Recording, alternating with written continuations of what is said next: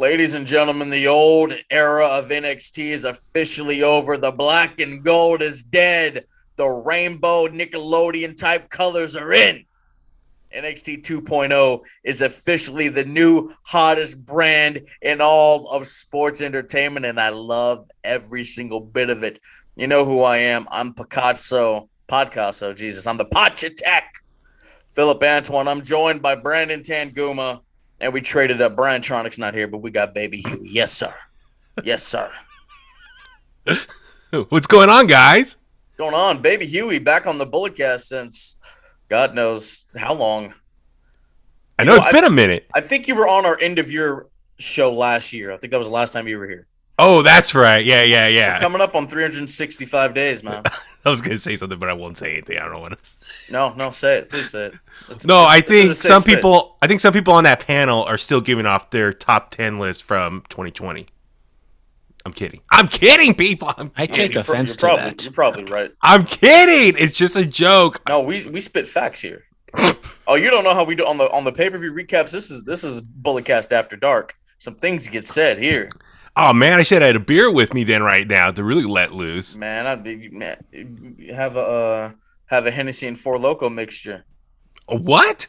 Oh, hey, shout out Alpha Zoe, one half of the UGWA Tag Team Champions. My guy posted a picture on Twitter of Hennessy and a Four Loko, and it mixed together in a cup. And he said, "I'm choosing violence tonight." I'm like, "You wild, bruh." What? What kind of mixture is that? I don't know. Is he trying to die? Yeah. Hey, I don't know. He might as well just had a thug passion.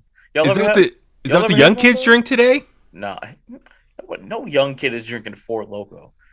Young kids are out here drinking like Don Julio or something like that. Don Julio. Yeah, but y'all ever had a thug passion?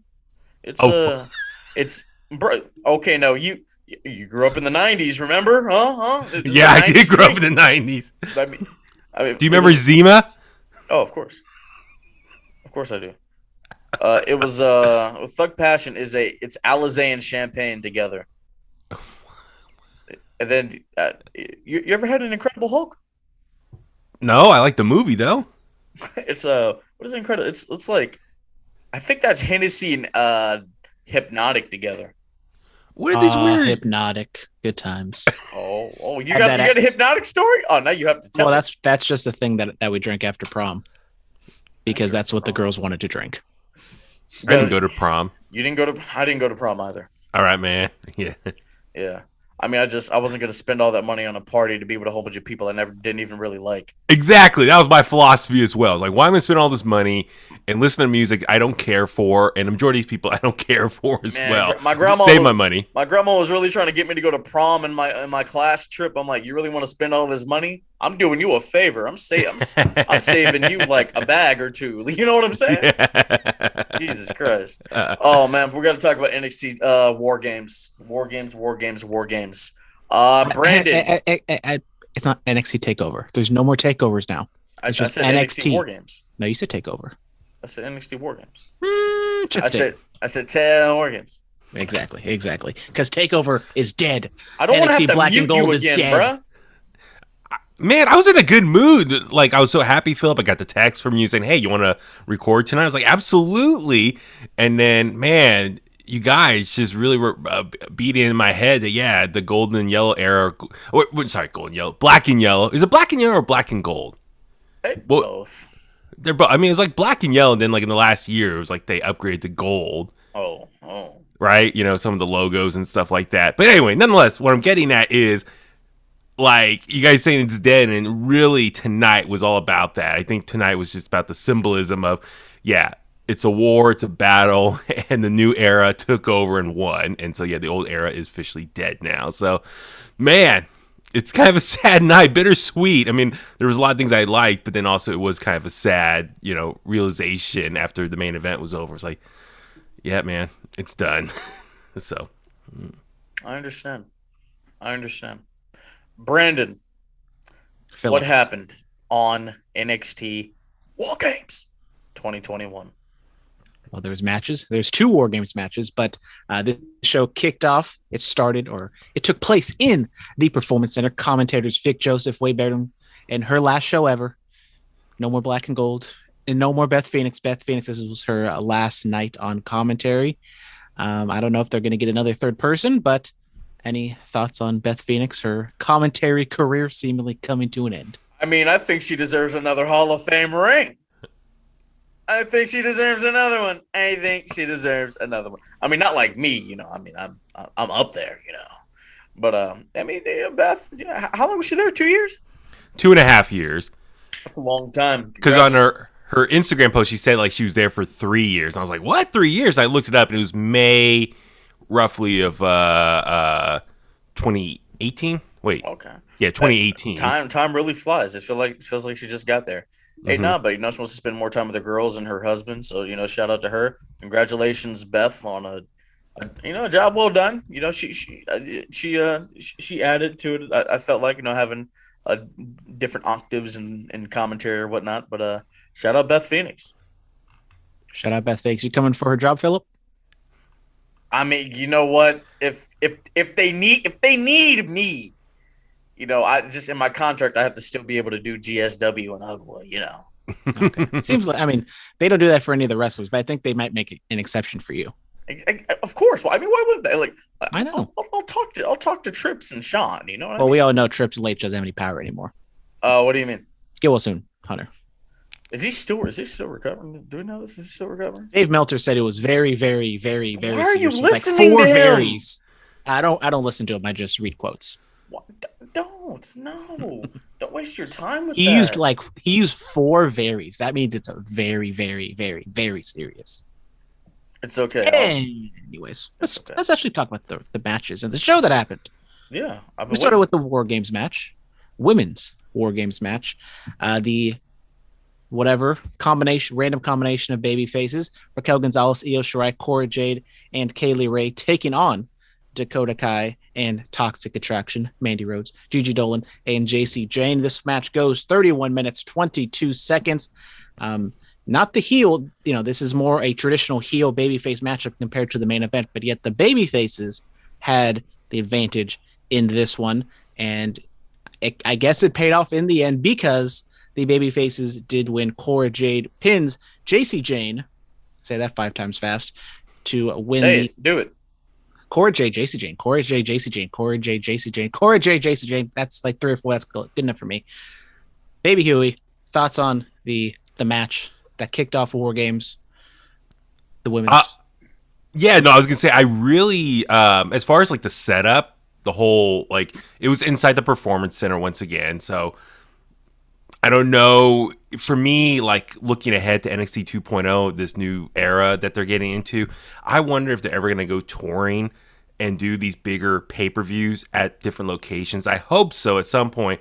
But the fact that it was at the Performance Center once again, I did enjoy kind of the setup. It looked like they added some extra lights by the ramp, right? Those tall LED type lights. So it looked more massive in size. But for the setup, in the past previous War Games at NXT takeovers, how they used to have the cages with everyone sitting, waiting, the competitors at the top of the ramp. I like how this time around they had them up high at the top of the crowd.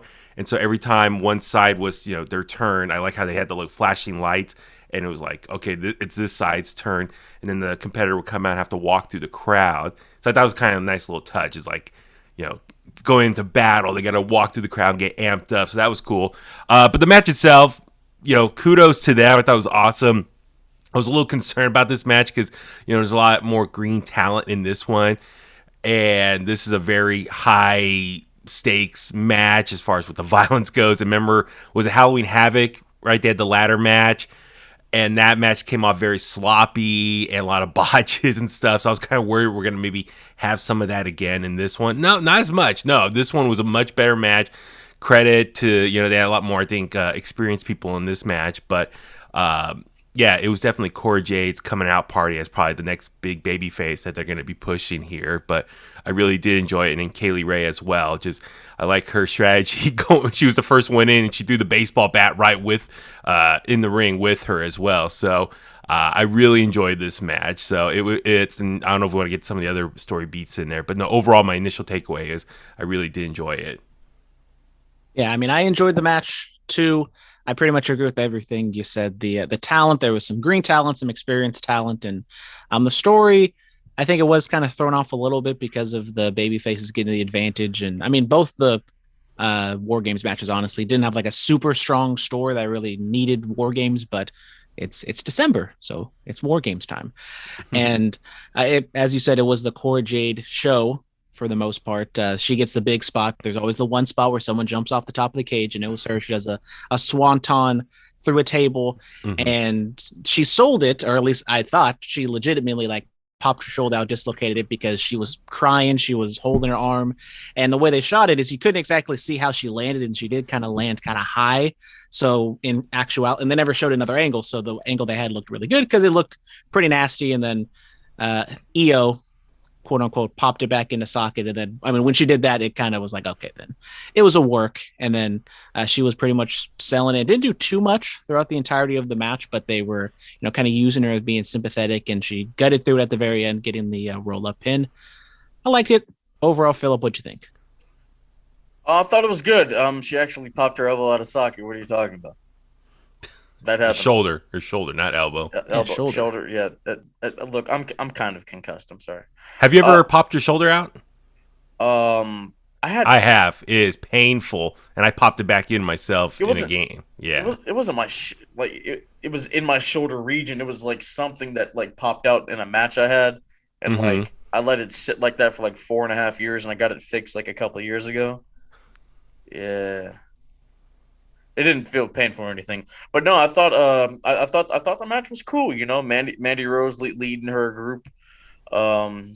Raquel Gonzalez, she got like smacked with what she get smacked with, like something like hit her face hella hard. I was like, oh my god, I hope she's all right.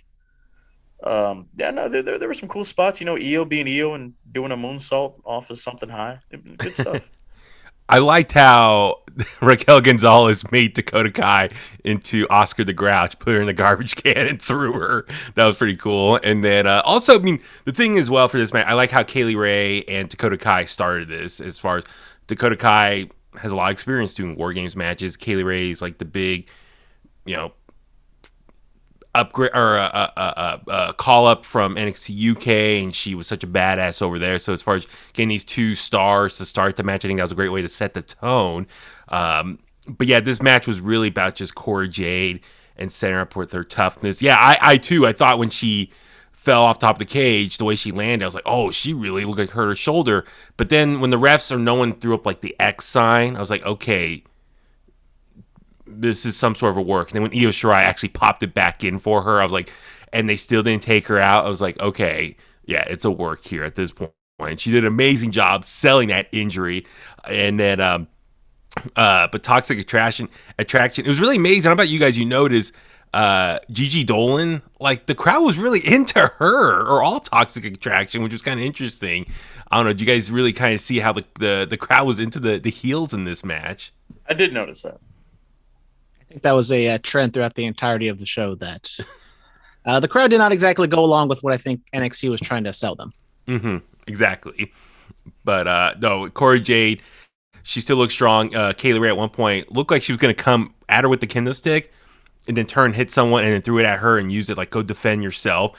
And at one point, Cora Jade put up a tough battle, like 4 against 1 with one arm, trying to fight them all off with the kendo stick. So yeah, it really was the story of selling Cora Jade as like this tough, badass baby face who's trying to overcome all these odds. And I mean, Io Shirai did her thing. She's always going to deliver. Raquel Gonzalez as well. So I just thought the finish though was a little flat for me, which is out of nowhere. Cora Jade does the roll up for the victory, and I was like, wait, that's it? It was like no major like finish to it. What did Vince say? Anything can happen in WWE. Yeah. This is NXT. This is NXT. It's a completely different promotion. No, it's not. Okay. Sorry, it's WWE NXT 2.0. Yes. Trademark. Absolutely, man. I told you. I finally got it after all these years. 252 episodes and a few after shows. I finally get it. Second match, we get the NXT Tag Team Championships. The champions, the Imperium, Fabian Eichner, and Marcel Barthel defend against Kyle O'Reilly and Von Wagner. Match goes 14 minutes, 53 seconds, and the champs retain.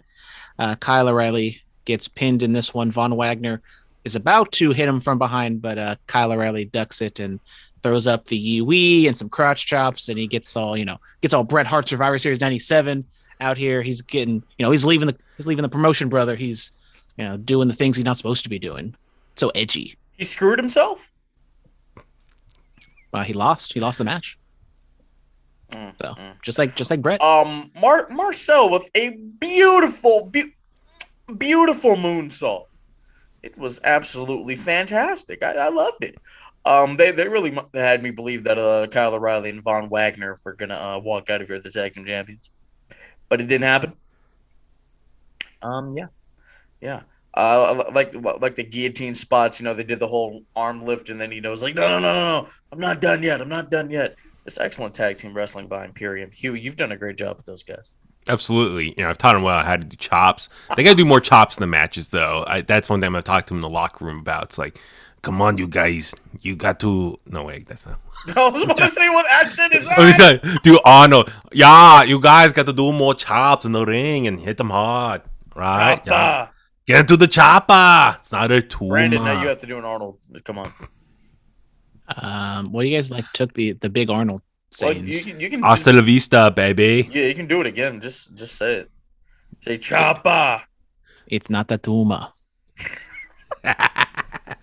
There you go. Baby Huey, what did you think of the tag team title match? Dude, the match was great. I mean, as far as outside the War Game matches, I think this probably was the best match of the night. As far as just the individual regular matches outside of the big stipulation ones. I mean, Imperium, those guys are just so damn good in the ring. It's been unfortunate because I think their title reign so far has been kind of an afterthought with NXT 2.0. I mean, the Kyle O'Reilly, Von Wagner storyline has been like more the major storyline in the tag team division. But Imperium, those guys are just so talented. I mean, Marcel, yeah, with those moonsaults, when he can jump off the multiple ropes into that moonsault, and then he takes out someone outside the ring, and which the help led to the finish where they picked up the victory here. I just don't know long term what's next for them, though. I just feel like they're just keeping those titles warm for someone else to come along. I feel like without Walter there, they don't feel as important as a team. So hopefully Imperium, I don't know what you do with them. Do they go back to NXT UK at some point? I don't know what Walter's status is. What's next for him? I know Walter's been working out a lot, and he's like looking great on social media and stuff. But I don't know what's next for him. But the match itself, a lot of fun. I mean, of course, you get Kyle O'Reilly in there. Of course, he's going to deliver. He's former number one contender for the title. He's arguably one of the greats ever in NXT. But for the finish itself, or after the match, I should say, Kyle O'Reilly. I mean, it was weird. Like Von Wagner. Okay, I will.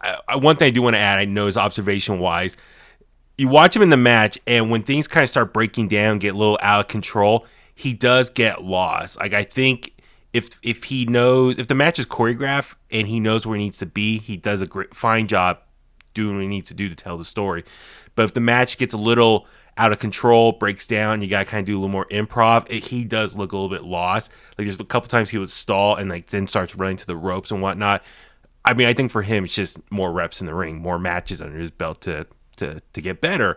But even at the end, Kyle O'Reilly standing there, and you could tell he's just standing right behind him and looking at him. He's telegraphed he's about to attack him. Couldn't be a little more subtle.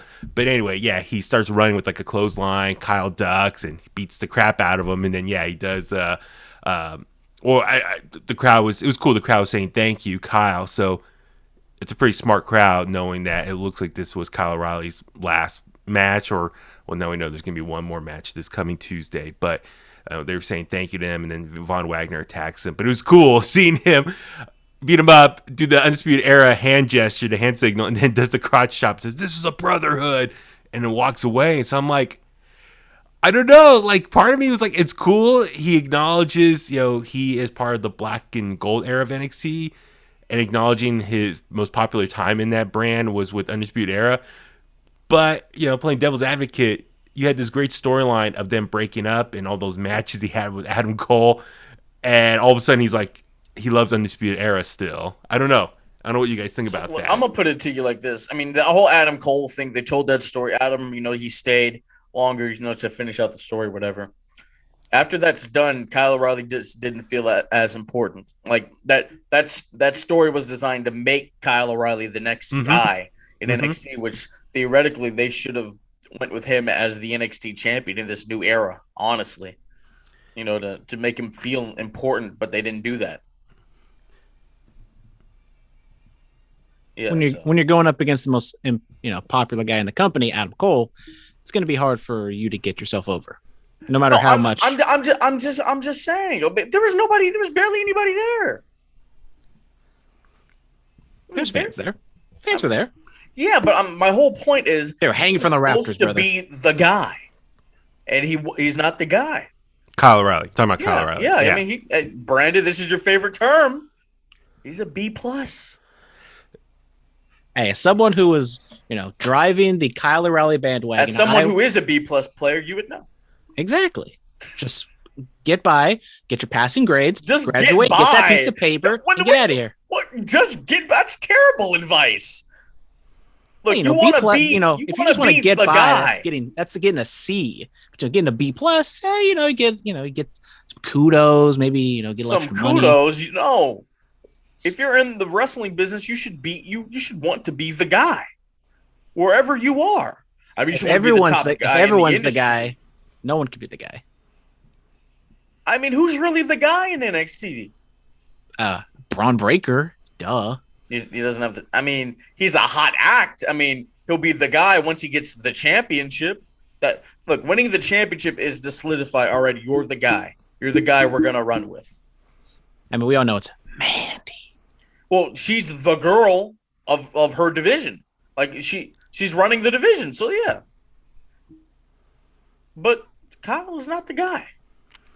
Yeah, I really think he had the momentum after beating Adam Cole for that third time over back in August. Yeah, they dropped the ball. I think they should have just put the title on him and for a month and see how it plays out. And if not, all right, we'll go with somebody else. You're talking about after Samoa Joe beat Karrion Kross for it, and then dropped it, for injury. And they had that fatal 4-way, whatever, and Ciampa won. Do you think? I really thought Kyle should have won then too, but I guess they put Ciampa the belt on him just because he was the closest thing to Samoa Joe as far as the old school gritty older guy champion. But yeah, I really felt that was probably the best and only chance they had for Kyle O'Reilly to be champion, especially not too soon after was the launch of 2.0 So I really think it was a missed opportunity there. And ever since then, Kyle O'Reilly has become an afterthought for the last few months. So I'm with you. I think it's kind of amazing they put this big storyline around Kyle O'Reilly to push him, and it goes over Adam Cole. Adam Cole leaves, and then they don't do anything with that. So it kind of was frustrating, this big storyline play out in 2021, and it ultimately doesn't go anywhere. It doesn't help create a huge new star for NXT. Now, granted, the black and gold brand ended, 2.0 started. So whatever plans they probably had for Kyle did probably go to the sideline. And I'm with you. It was, they had an opportunity and they didn't pull it. And then ever since then, he just seemed like an afterthought. Absolutely. So we do have Kyle O'Reilly taking on Von Wagner in a steel cage on Tuesday. What do you guys think? I think it's an obvious that Kyle O'Reilly probably is going to lose, but is that his last match? Is it just simple fact if he loses, he's done? Maybe they do a schmoz and he continues. What do you think happens that way? I think we're going to be singing na na na na na na na na. Hey hey hey, get out. I think we're going to be singing that. Or at least I will. I will. Yeah. I think he's going to lose Tuesday, and if the crowd acts like Phillip and does the na na na. Come Wednesday, we're going to hear some Red Dragon chants and old school music with Bobby Fish, Ring of Honor music playing again. It's crazy, bro. Roderick Strong is holding the Cruiserweight Championship, and he's more over than Kyle O'Reilly. You really think so? Oh, yeah. Oh yeah. I don't know about that. Yeah, so I don't know. I mean, I think he's going to definitely lose Tuesday. I don't know when his contract officially ends, but they say it's December. So I can imagine if he does lose Tuesday, then he's gone. Because like at this point, what's the point of re-signing? Like you lose here, you're already afterthought. Tonight with the main event, the symbolism there of like the 4 young guys on Team 2.0. And those guys are all ahead of you now. And another thing, why does he keep getting in these tag team title matches, bro? Like you've won it 3 times. I get it. You want to rack it up. I understand that, but get some singles gold and like that. Like I said, the Adam Cole thing after he was done with Adam, that was and then they went like 40 minutes in that last match. That was the perfect way to get the champ to solidify. All right, we're gonna go with him and put the title on, but it didn't happen. Mm-hmm. They probably see him as a glorified tag team guy. Or maybe Vince does, because once they took over end of August. But yeah, no, I think, I don't know when his contract ends, but you assume he's going to go to AEW at some point, and then the possibility there are going to be amazing as far as, okay, do you reunite Undisputed Era? Because then all 3 original members are going to be there. Roderick Strong, unfortunately, is not there, so I don't know how long his new deal is with NXT. Then again, people are getting cut left and right. He could be potentially cut at some point and could end up over there as well. So, but yeah, it's going to be, I think the fans want to see Undisputed Era AEW's version versus the Elite at some point in 2022. People are getting cut. Speaking of cut, what was cut, Brandon? I don't know. Was there like a segment that was cut? I don't know. Hair was cut. Look at that segue. Man.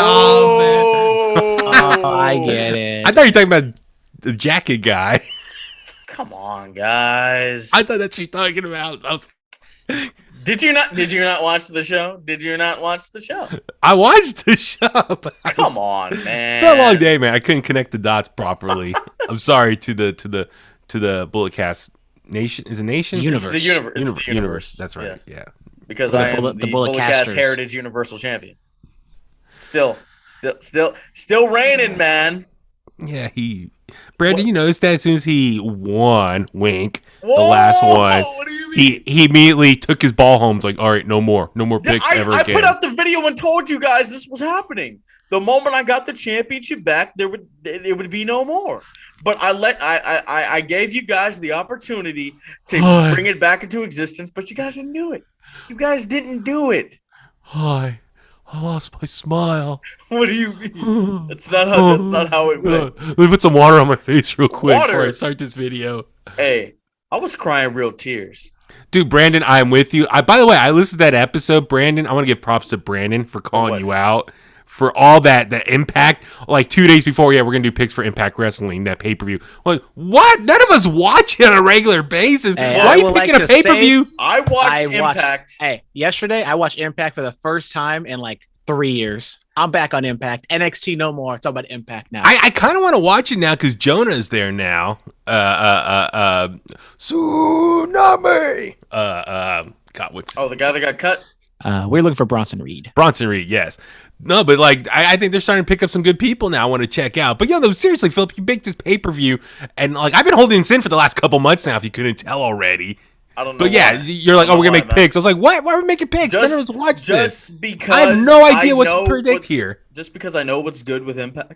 And we never saw anyone's picks. I never knew what you picked. You could have got all our picks, and then Okay, how many times in the past have you never known my picks, but yet you walk out the champion, or Brandon somehow gets the championship? And that's something else I've been meaning to ask you. Is like, you got to do a better way. Look, like put it on social media, make official prediction audio, video. Or I'll do all that once the title comes back, but you know how it has to come back.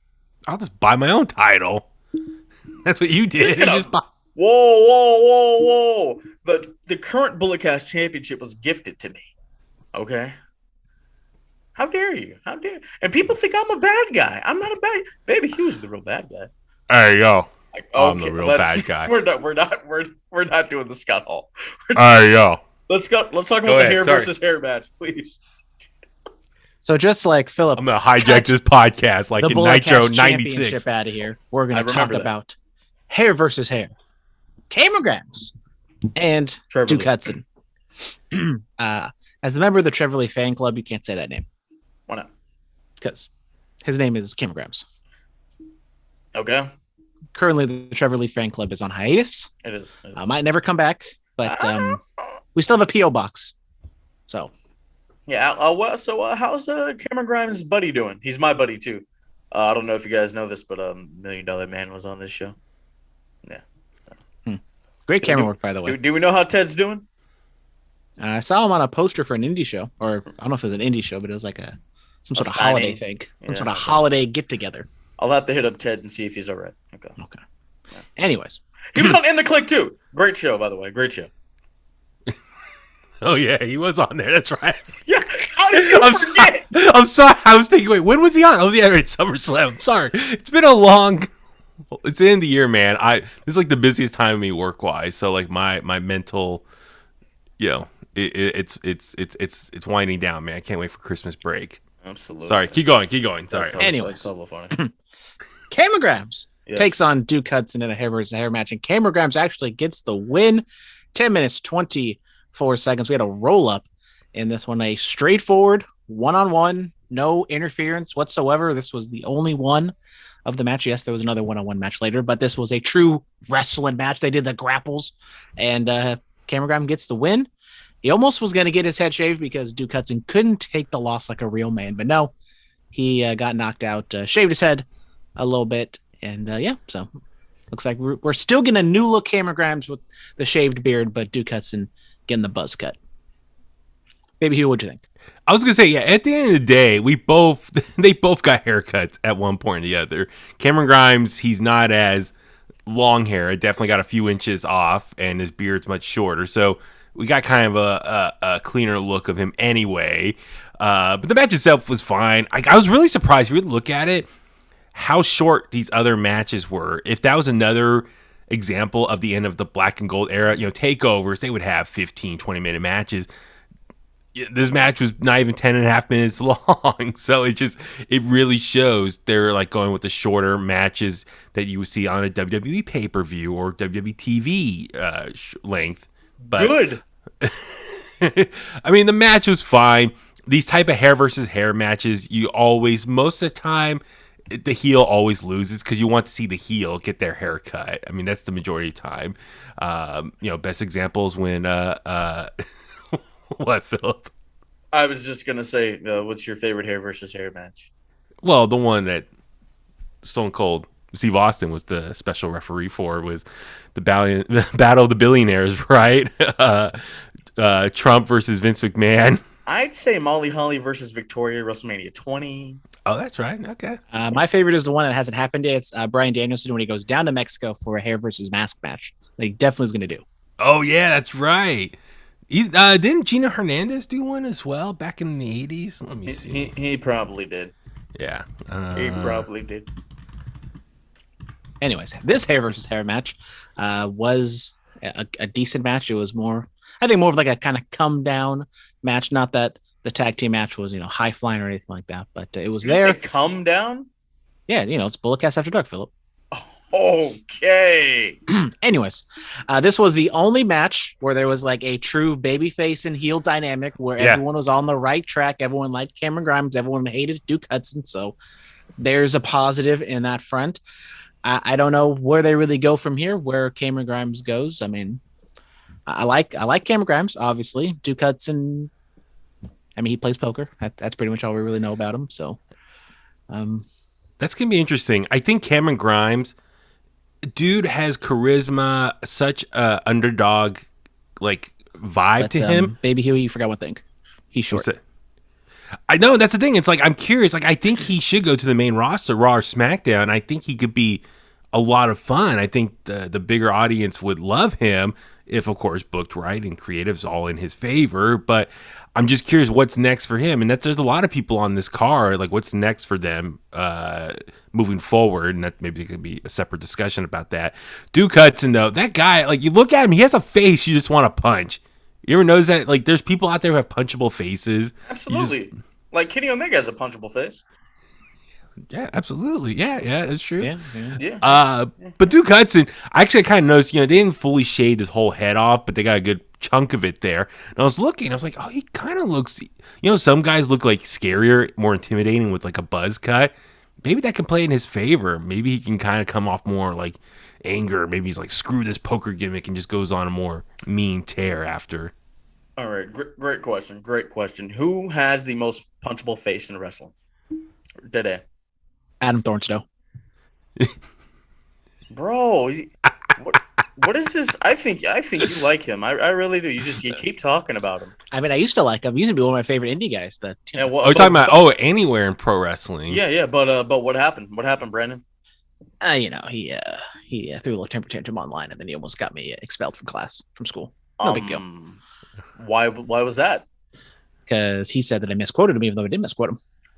Did you have evidence? I mean, I don't have evidence, but You see, but he's out here, dropping fake news when he didn't even. I was helping his gimmick. I kind of believe him. I kind of believe him. Hey.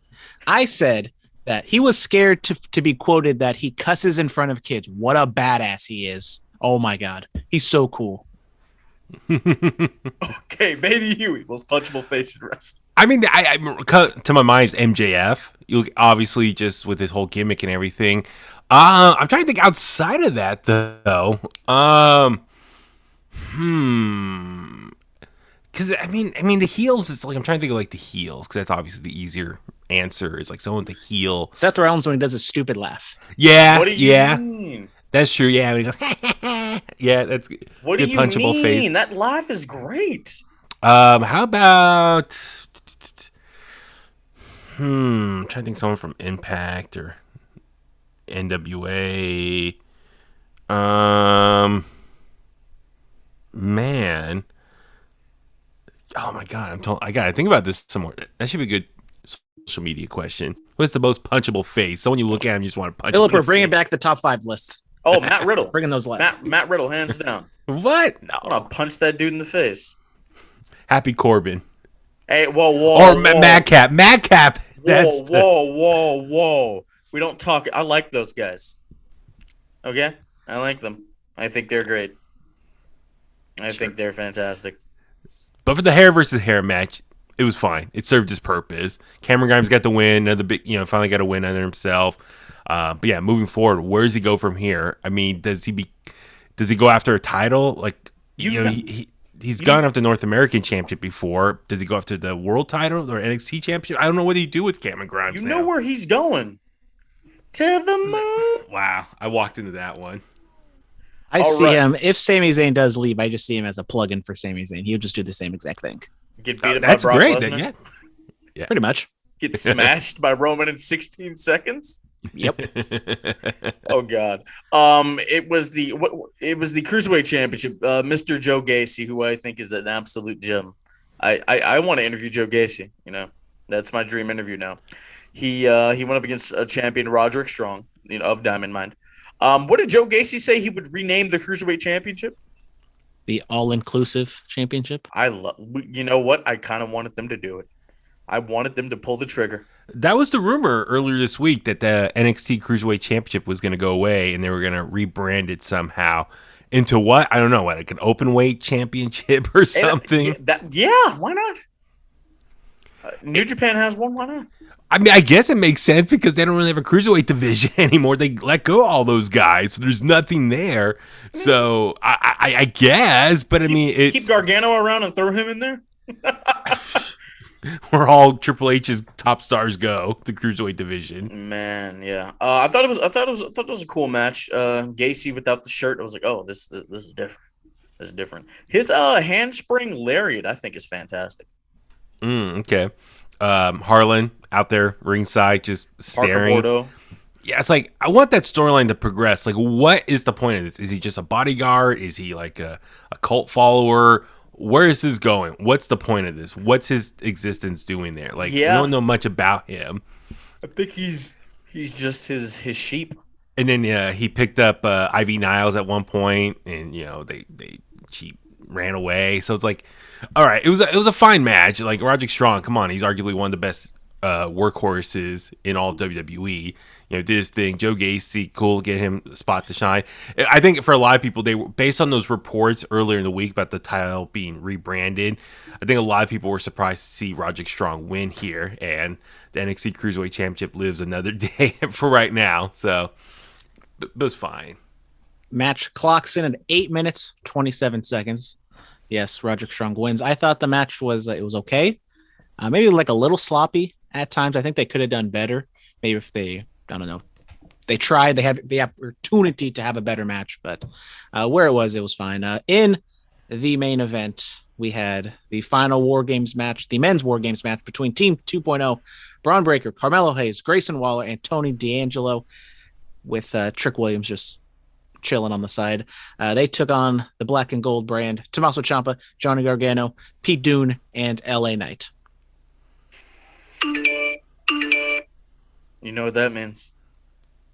I have an email. Copenhagen Smith is back. I have an email from the anonymous Raw general. No, I'm just like, Oh my you God. guys remember that stuff? No, It was Hornswoggle, right? Yeah, bro. That because they didn't know. They didn't know what to do. That's why. Yeah, they buried him or itself in a storyline, didn't know how to get out. Christ. No, it actually is Copenhagen Smith. So, baby, have you listened to the latest episode of the Bulletcast episode Mute? I have not yet. So Copenhagen Smith was the guy that used to DM us on Twitter a couple years ago, and he just stopped, and Brandon and I didn't know what happened to him. And so this is what, like, yeah, kind of like mid to late 2019 when he stops. And then on Thursday, we get an email from him for the first time in forever, and it was a huge deal. We were so excited to hear from the guy. What happened to him? He said he was going through some stuff. He's no longer on social media. But, you know, he still kind of kept in touch here and there. So, Okay. this is actually the only fan mail we have for the pay-per-view. So, here we go. Copenhagen Smith. The NXT Black and Gold brand is done. What a way to go out. Johnny Gargano, if this is your last night in in-ring competition with NXT, thank you so much. It was a pleasure to watch you. NXT 2.0 is officially in full effect, baby. I think that sums it up. I think that's kind of like we all brought up at the beginning of the show.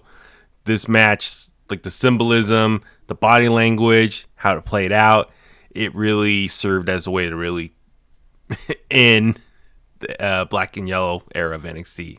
Black and yellow. And were you a Wiz fan, Brandon, back in the day when that was out? That was my jam. Did you get a little faded afro with the little No, the little I dyed? did not. Oh, Phillip, I know you're not on TikTok right now, but I feel very old because like the big trend on TikTok right now is they're bringing the jerk back, and I feel very old that all these kids are doing the jerk. Yes. Oh God, I'm getting So, old. like- What, the Steve Martin movie? Okay, You're too old, baby. Yeah. You're too old. So yeah. What are you talking about? The So, jerk? That's I mean, Steve Martin. No, it was a dance back in like 2008, and I was in middle school at the time, and they like my kids that I coached. They were like, Phil, you know how to jerk? I'm like, bro, that's hecka long ago. AKA Phillip doesn't know how to. The jerk. I mean, dance? I've put on quite a. I mean, I could do it right now. I put on quite a few pounds. Since Do then. you just jump on one foot? No, it's like you're skipping in place. That's basically the jerk. Hey, I saw. Actually, that's the reject. The jerk. reject. It's a whole thing. I used to be really into it back in the day. So Man, hey, people, everybody was.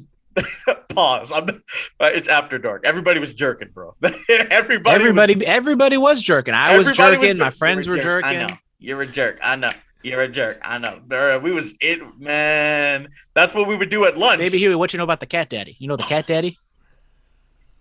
Cat No. daddy. Cat No. Hey, have you seen the video of Kate Upton doing the cat daddy? Hold on, cat. Cat daddy. Oh man, I used to cat daddy, boy. Yeah, but at lunch, yeah, guys, people would have jerk offs. They would have jerk offs, bro. Remember when sea walking was the thing? No, no, Oh I my don't. god.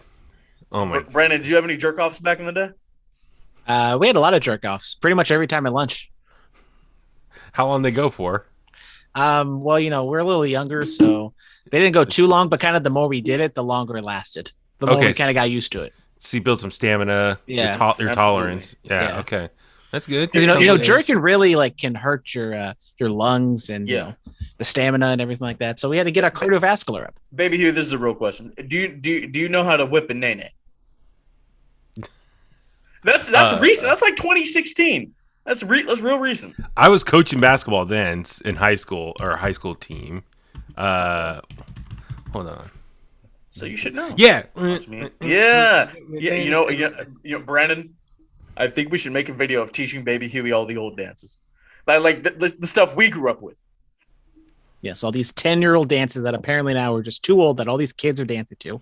Do you remember the Tootsie Roll? Uh-huh. I want that. No, listen, your Bulletcast listeners, the universe out there, in middle school for me in the 90s, mid-90s, it was the Tootsie Roll. Tootsie Roll. I thought you did the jive back when you were in middle school. I'm not that old. Come on. Tootsie Roll. Oh my goodness. That's old. Let me see the Tootsie Roll. Yeah, 1994. 69 boys back up by the corner. 90. Brandon, were you alive in 90? 1994. I was alive. It depends on exactly when this song was made, but I was alive in 1994. Let's find out when the Tootsie Roll was released. Let's find that out real quick before we finish the pay-per-view recap. We must, because Brandon was born in July of 1994. Shout out, same birthday as Mandy. Oh, wait, when were you born? You were born what? He's the July same birthday 18th. as July Mandy 18th, Rose. 1994. This was May 27, 1994. We're a couple months, man. Dude, I was in sixth grade when this was coming out. I wasn't even alive. Middle school. Yeah, man, dude, I was watching the new generation of WWF at the time. Shawn Michaels was just starting to be like a heel, and or he's been for a couple years at that point. It's okay. I watched The Boyhood Dream live. I was 2 months old. It's okay. We really need to do. I really want to do this. Like I told you, I want to do Twitch. Maybe we should get Brandon too, because you guys, like I said, you're younger than me. I want to go on Twitch and we watch like old episodes of Nitro.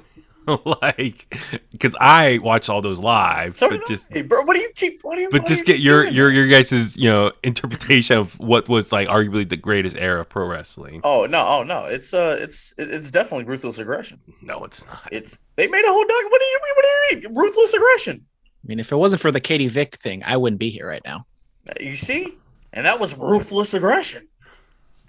I mean, what you know about we always talk about like the great stuff in the Attitude Era. Ruthless Aggression. We had Eugene. First ever Elimination Chamber match with Shawn Michaels with the Dutch boy haircut and the brown pants. Dookie pants. Yo, the brown tights they're Hall of Fame worthy. Shout out the NXT crowd with the Dookie Hudson chant. Yes, I mean chant right there. Ruthless Guys. Aggression. We had Eugene. We had La Renaissance. We had 3 Minute Warning. R.I.P. Umaga. It was just the anniversary of his passing. HLA. Yes, HLA, of course. How could you forget? How could you forget? Raw Roulette. Come on, bro. Lita on commentary when she had that broken neck. Great stuff.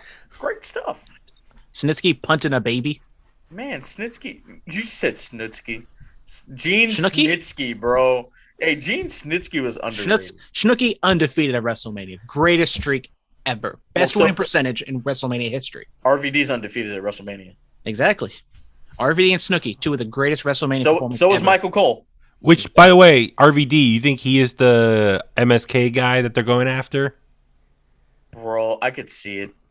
Because you know what MSK stands for. Marijuana smoking kids. Yeah. Yeah. Kids or crew, whichever one. Yeah, no, but because there was one of the addresses they were going to, and it was 3-word. It was a 3-word address, and the initials of all 3 was RVD. That's what one person said. So, what's it called? The Shalom? Who's they going to go see? Shaman. Hey, guys, what's going on? It's me, RVD. But the main event, Braun Breaker spearing Tommaso Ciampa through the table was excellent. DIY reunion with their old finish. Who's the homie with the basketball, with the boxing type shorts and the gloves? Who's he? That would be Grayson Waller, the man with wrestling shoes, boxing shorts, and baseball gloves and football face paint. He got all the sports down. What about the tights underneath, bro? He has the MMA tights. There you go. My Under guy, compression shorts. Yeah. I should start. I should start coaching like that. Just wear like 10 different sports equipment. Exactly, bro. You know, I should have played baseball, y'all. We're throwing the baseball around. Your boy got an arm. You know, your boy got an arm. Yeah, your Giants, they need me. I'm gonna just say that. Just say that. No, I They thought can this make match was the really playoffs. good. I was kind of concerned how the younger guys were going to perform in this match because this is probably, up until this point, probably the biggest match they were going to be a part of. And I would they excelled. Yeah, absolutely. Everyone did an amazing job. I want to give kudos to the Team 2.0 because they came out here and deliver. I mean, first off, shout out Johnny Gargano coming out to Rebel Heart, man. Like we haven't heard that song. We haven't heard that song in a long time, so it was just this Rebel Heart.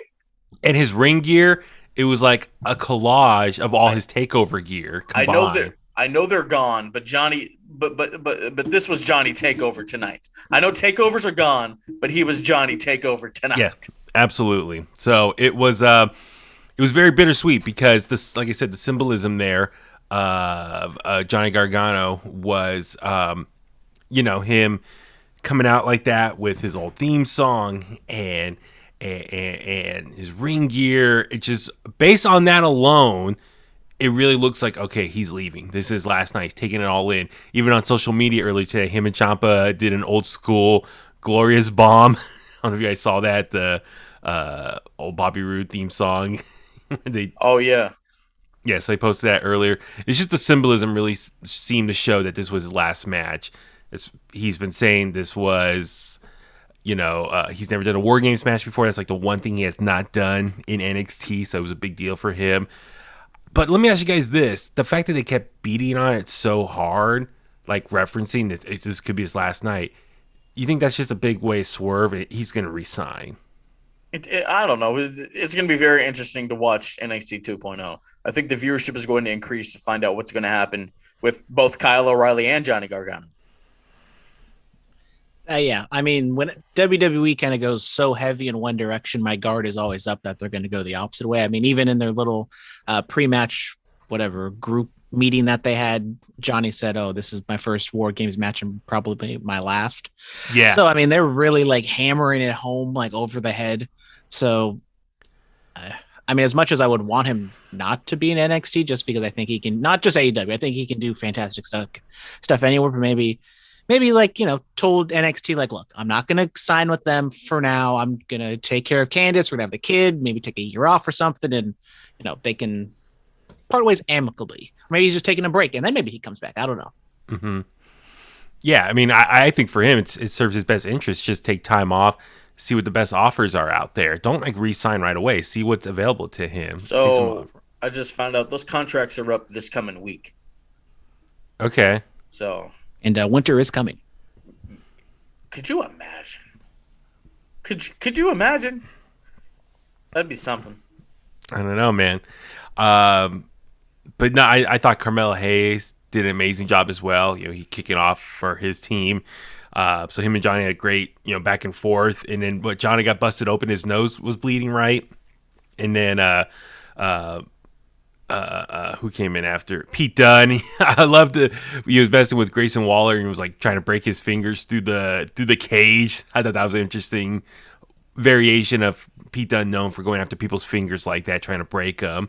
LA Knight with the hot tag, they locked the cage door on him and he ended up climbing over. And so he had like the best like hot tag for the night in a War Games match, if that makes sense. I thought that was kind of cool. Tony D'Angelo, dude, I love the way he throws those punches. He was like nailing guys in there, at least, with his performance of that. Trick Williams, he did a great job of just throwing all the weapons in there. He's like, you get a weapon. So, and then we saw Dexter Lumis come back, and scare him off, and he gives a thumb up to Johnny Gargano. I wonder if that's going to be the last thumbs up ever. Who knows? So, but yeah, no, I really enjoyed this match. Brandon, I don't know, anything else that stood out for you? Grayson Waller did get the one typical spot. You jump off the cage. He did his little elbow drop. Then Braun Breaker just all hell breaks loose. He spears Ciampa through the table, nasty looking bump. He kind of was low, and it kind of looked like he maybe hit the bottom of the turnbuckle, maybe even the cage. But then Braun Breaker hits his finisher, a little power slam for the win, and the young bloods stand tall. I mean, overall the match was good. Storyline wise, it's kind of hard to get like too invested, and it is kind of weird because I think the natural inclination is that people want to cheer the old guys, but obviously the story is the new guys are going to reign supreme. So besides like the storyline aspect of it, I think everyone worked hard. Nobody seemingly got hurt except for maybe Johnny's nose, but kind of, I would say maybe on the weaker end just because of the storyline, maybe like, the lesser workers involved, but still a good match. Yeah, I was going to say real quick, I was kind of pissed with the camera cuts tonight. I don't know about you guys, but there was like when Waller jumped from the top, they cut like too late of him going through the table, and there was a couple other story beats in various matches. They were just too many camera cuts, and they were missing stuff. Yeah, they missed when that chick's, I forget which one it was, but like one chick had another girl like in a scorpion death drop position, and she turned kind of like a crossroads and her face smacked the ladder. I tell she was about to do it, but then like the cameras on her, they cut away to something else. Yeah. And then she did it, and you don't see it at all. And then it was cool seeing DIY back together doing their spots as well. And I thought they had them, when they both Johnny and Ciampa went for the pin, and then Carmelo Hayes pulled the ref out. I mean, total great heel move, and I was like, oh man, I really had me there. Like, oh my god, they're gonna let the OGs win here, and it was pretty amazing because like I like how it's very much old school versus new school, and the crowd, I think it was tough because you want to cheer the new guys. These are because it's a mixture of baby faces and heels, but the old school guys. So if you're an old school fan, you want them to win. But like theoretically, they cannot win because why rebrand NXT to 2.0? And this is gonna be your baby moving forward if you don't let that new generation win to set the tone for moving forward. So, but I mean. Seeing Ciampa and Johnny work together was just so much fun. That was a great, just the old school, what they're known for in their history and stuff. But yeah, Braun Breaker though at the very end with the power slam, even though he had trouble getting into the cage with the bolt cutters, though that was kind of fun. He was like, I think having trouble like trying to break in at some point. But no, the match overall I thought was pretty fun, nonstop action. It got very chaotic all over the place, but I really did enjoy it. I don't know, I'm curious if one of these like YouTube sites are gonna do a power ranking of all the War Games matches. But also, I do want to give a shout out. I do miss hearing William Regal say War Games. That was missing from this year. No, it wasn't. What? Come War on. Games. We have to get rid of everything that was involved with the Now it's your Black turn, and Gold. Phillip. You have to do the William Regal impression. I did it at the start of the show. No. What do you mean? I did it. You can listen back. Check the tape, just like how you said takeover. What? I didn't do that. I didn't do that. Well, I did say takeover because it was Johnny takeover. That's when I said it. Okay, got it. 38 minutes, 11 seconds, the longest match on the show. Mm-hmm. Favorite, I think just overall, I love Johnny Gargano. Just being Johnny Takeover, Johnny War Games, whatever you want to call it. Just one, if it is one last time, it was a whole hell of a lot of fun. Yes, absolutely. Baby Huey, overall grade for NXT War Games 2021. I thought both War Games matches were really strong. I don't know if they were like, they're not like the best all time in the NXT era. The individual matches outside of that were okay. Nothing like too, oh my God, memorable. I mean, honestly, think about this long term. Are any's going to be really remembered like here on out long term? I think more people can remember Kyle O'Reilly doing the Undisputed Era chop and hand sign in the chop versus anything. And I'm gonna remember Joe Gacy. What are you talking about? I mean, I'll give it maybe a B. I think that's fair. Just the strength of the War Games matches, but the individual matches, even those are things you could have saw on regular TV outside the hair versus hair stipulation. That's something you would say for a pay-per-view. But yeah, I'll give it a B. I think a strong B is good. Borderline B+. Usually, when there used to be takeovers, I would always have to grade it on a curve because every NXT takeover is so great. And now I think I have to kind of lower my expectations now with these shows. I thought it was good. The 2 War Games matches were obviously the strong points. I think this has kind of come to what we've seen, especially with 2 War Games matches now. They're good, not great. And then the matches in between kind of are lackluster. So I agree with Baby Huey. I'll give it a B. I give it an A plus. Oh my An god. Easy grade. A plus. The black and gold is gone. Now NXT can be great. It can truly be great. Great I'm again. Excited. Was it really? Was it really? I mean, no, don't get me wrong. Bailey and Sasha. I mean, once they left, it just kind of went downhill. Once that, and Oscar, I'll go Oscar because I'm a huge Oscar fan. I think once they left, it all just kind of died.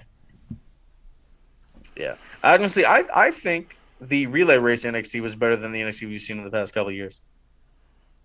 The relay race. Yeah, when NXT first started, like Wade Barrett and how we got introduced to Daniel Bryan. Yeah, that was fantastic. Oh my god! When it was like an actual game show. Yeah, like they got Titus rid of O'Neil fell with the keg. That's right. Okay. Yeah, Good times. they got rid of ECW. I'm still crying about that one. WWE ECW better than the original. I can already say it.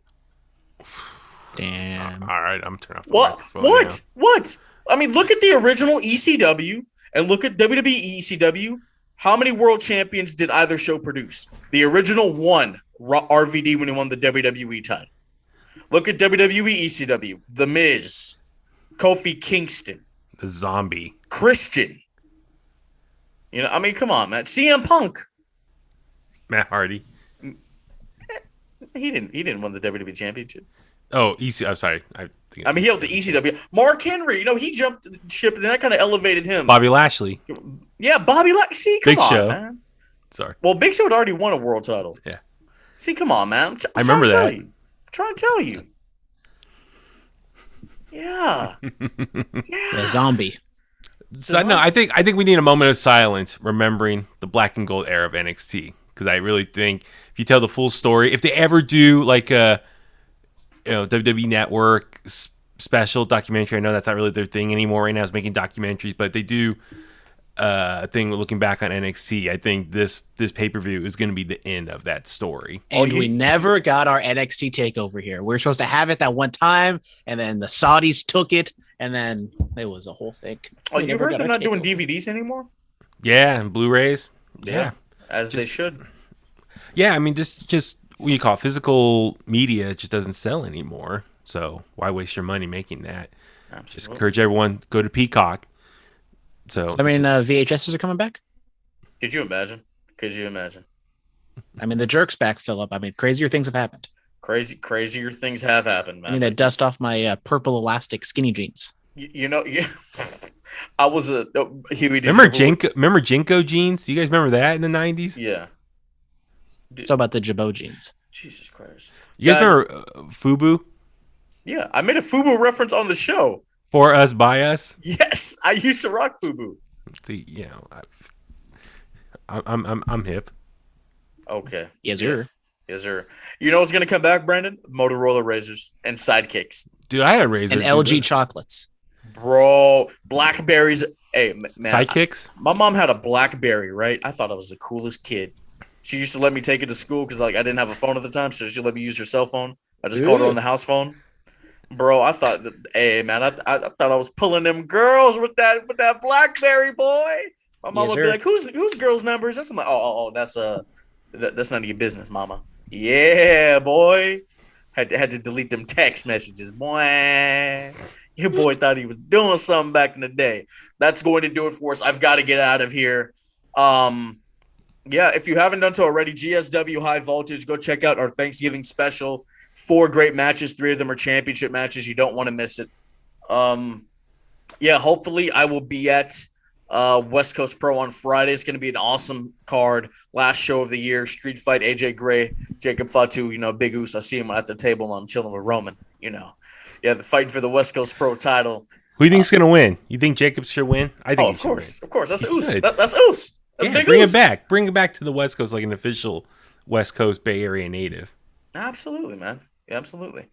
Yep, that's going to do it for us. Thank you guys so much. Stay clean, stay strong, stay safe. And remember, everybody's got a price for the $1 billion man.